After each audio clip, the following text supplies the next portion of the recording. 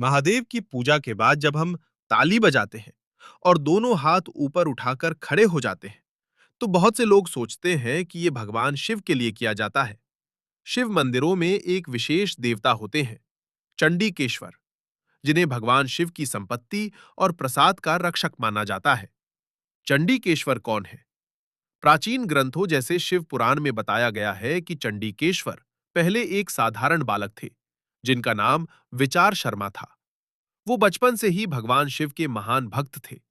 कथा के अनुसार वे रोज गायों का दूध लेकर मिट्टी का शिवलिंग बनाकर उस पर अभिषेक करते थे। एक दिन उनके पिता ने देखा कि गायों का दूध शिवलिंग पर चढ़ाया जा रहा है, तो उन्होंने क्रोध में आकर उस शिवलिंग को पैर से ठोकर मार दी। ये देखकर विचार शर्मा को बहुत क्रोध आया। उन्होंने शिव भक्ति में डूबकर अपने पिता का पैर काट दिया। तभी भगवान शिव प्रकट हुए और उनकी भक्ति से प्रसन्न होकर उन्हें चंडीकेश्वर नाम दिया और कहा, आज से तुम मेरे मंदिर और मेरी संपत्ति के रक्षक होगे। जो भी मेरे मंदिर में पूजा करेगा, उसका ध्यान तुम रखोगे। पूजा के बाद ताली क्यों बजाते हैं? इसी कारण जब हम शिव मंदिर में पूजा समाप्त करते हैं, तो हम ताली बजाते हैं और दोनों हाथ ऊपर उठा देते हैं। इसका मतलब होता है, हे चंडीकेश्वर, हमने मंदिर से कुछ भी नहीं लिया है, हमारे हाथ खाली हैं। क्योंकि मान्यता है कि चंडीकेश्वर का ध्यान हमेशा भक्तों के हाथों पर रहता है।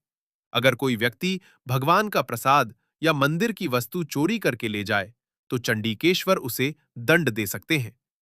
इसीलिए शिव मंदिर से निकलते समय भक्त ताली बजाकर अपने खाली हाथ दिखाते हैं, ताकि चंडीकेश्वर को संकेत मिल जाए कि हमने भगवान की कोई वस्तु नहीं ली है।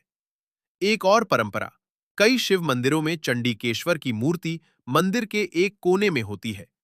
भक्त वहां जाकर धीरे से ताली बजाकर प्रणाम करते हैं, क्योंकि माना जाता है कि वे ध्यान में बैठे रहते हैं और ताली से उन्हें संकेत मिलता है कि कोई भक्त आया है। इसलिए अगली बार जब आप शिव मंदिर में पूजा के बाद ताली बजाएं और हाथ ऊपर उठाएं, तो याद रखिए, ये केवल एक परंपरा नहीं, बल्कि चंडीकेश्वर को दिया गया संकेत है कि भक्त ने भगवान शिव की पूजा पूरी श्रद्धा से की है और मंदिर से कुछ भी नहीं लिया।